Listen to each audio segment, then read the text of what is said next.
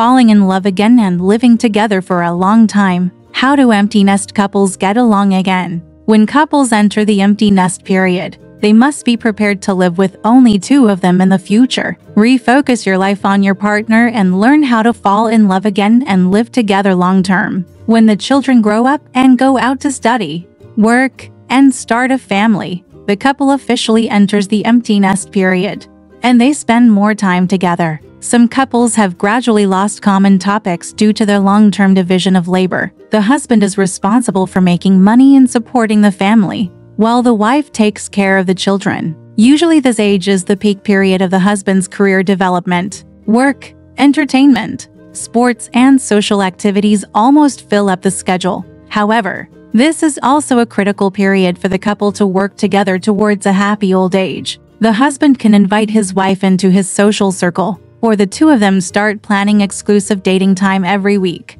In short, they must prepare for the fact that they will live with only two of them most of the time in the future, and readjust the focus of life to getting along with their partners. If you miss this stage, the next step may be more difficult. According to Jung's theory, both men and women have both feminine and masculine qualities, but most men show more masculine qualities when they are young, while women show more feminine qualities. However, as we grow older, the feminine qualities of men gradually emerge, and the masculine qualities of women slowly develop. The so-called masculine traits in this article specifically refer to an extroverted lifestyle. For example, we can often see middle-aged women who, after their children have left home, become active in various government or non-profit organization activities as volunteers. After men retire, they usually prefer to stay at home and value family life. In the last century, Japan's economy was booming, and many large companies had lifelong employment systems.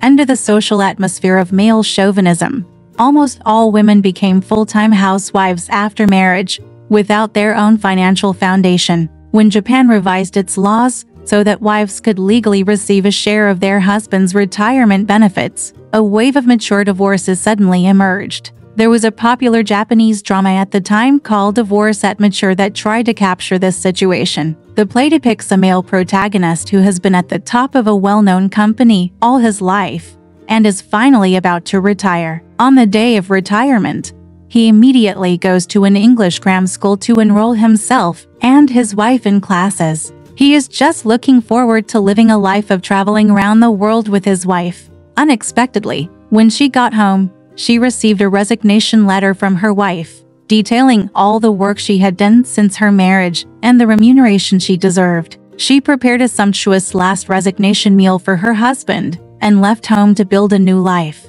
Perhaps real life is not so dramatic, but the growth rate of divorce at mature ages in these years is indeed higher than the divorce growth rate at other marriage ages. And it also shows a similar trend to some extent. It's never too late to fall in love sweetly. You just need to say it and be brave enough to do it. Among the couple groups, the most impressive thing is that one wife immediately went out to work a full-time job on the day her husband retired. And it was also a job in a care institution that required overnight stays from time to time. I asked this lady, and she said she really couldn't imagine how she would live with her husband staring at each other at home all day long. Couples in middle age have not established a good relationship, and they are usually not easy to get close to in their later years. Of course, there are also positive examples. A retired couple came to a couples group and asked seriously, "The children have left home, and we have a good relationship.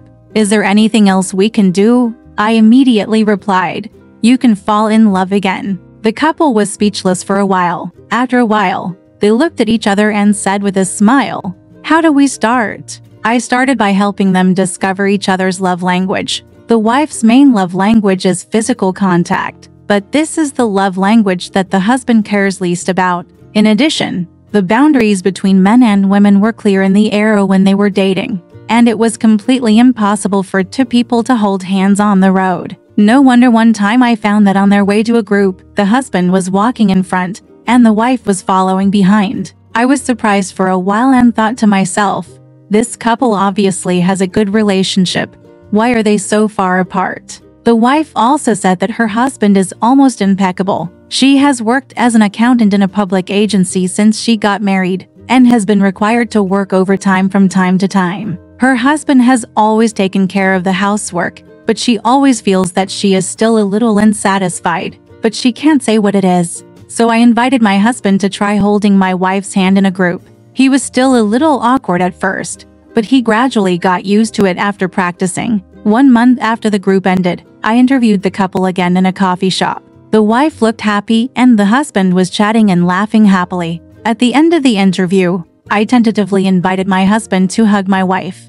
Unexpectedly, my husband immediately stood up and hugged my wife in public. It happened that there was a group of older men at the next table, and there was an instant uproar. However, the husband said calmly, "My wife likes me to hug her, so I can hug her. What does it matter?" This old couple, born in their 60s, reunited. The beautiful story of falling in love is deeply rooted in my heart, and it also makes me full of hope for the marriage education of middle-aged and elderly couples. Living together is not easy, and you need to be more careful because you have been together for decades. Research points out that differences in retirement time between couples can also affect relationship adjustment after retirement. Among the 3 options of the husband withdrawing first, the wife withdrawing first, or both, the husband withdrawing first brings about the most adjustment difficulties. Although dual-income families have become common, women's housework workload usually does not decrease significantly due to work. This also means that men bear less housework responsibilities and have no experience in handling housework. Therefore, when her husband retires first, the wife naturally hopes that her free husband can do more housework, but things often backfire. Perhaps the husband did not devote enough time to housework because he was not familiar with it, or perhaps it was because he was finally able to garden and do things he wanted to do and had no time for, so that when his wife came home dragging her tired body, still have to face a lot of housework. I used to accept that my husband worked very hard, but now he stays at home all day without doing anything. The accumulated grievances and current anger often come out at once, causing conflicts between elderly couples. This is actually a situation that can be avoided. You can plan the retirement time of the 2 of you in advance. If your husband must retire first, you can also start communicating about future housework allocation and execution skills 6 months before retirement. This can effectively reduce conflicts in retirement life. Although elderly couples return to the world of 2 people, intergenerational relationships are still inevitable. How to get along with adult children is as important as giving consistent upbringing to children when they are young, especially financial relationships. When should we let go completely and let children independently face the pressure of social survival and learn a pragmatic life attitude of self-sufficiency? Instead of always building the future in an empty and misty cloud world, the current young generation has a general slow maturity transnational trend. More and more people may stay with their parents for a long time and are not financially independent. Many phenomena show that compared to fathers, mothers are more tolerant of their children's dependence, which will also cause conflict among elderly couples, is an issue that must be pondered over. If the child is financially independent and successfully gets married and has children, according to cultural and traditional definitions, he or she will enter the ideal life of an elderly person, including having grandchildren. However, after the drastic changes in society, the relationship between mother-in-law, daughter-in-law, and son-in-law has also broken away from tradition regarding the marriage relationship of their children.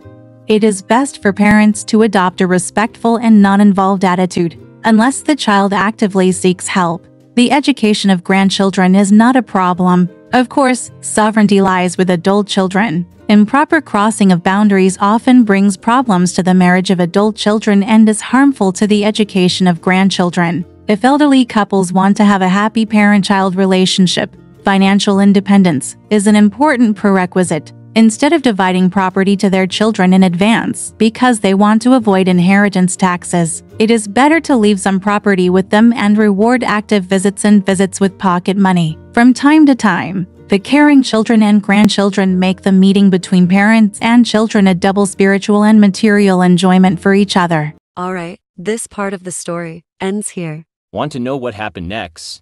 Let's listen to the breakdown next time.